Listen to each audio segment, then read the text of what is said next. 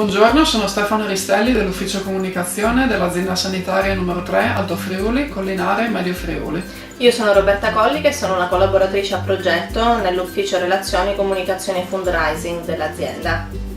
Anche quest'anno il Ministero ci ha comunicato che sono stati approvati anche per la nostra azienda i 4 progetti di servizio civile nazionale, per cui per 13 volontari ci sarà la possibilità di fare un anno di volontariato presso la nostra azienda con i 4 progetti che adesso la mia collega Roberta spiegherà.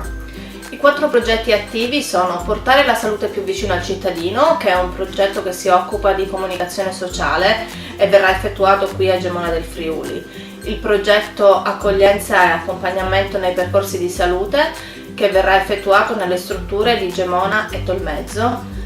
Il progetto Animazione in rete, che prevede l'animazione nei centri diurni, case di riposo e strutture per anziani della Carnia, e il progetto Animo, i colori dell'educazione socio-educativa, che prevede una serie di attività di educazione e animazione sociale nel distretto del Gemonese.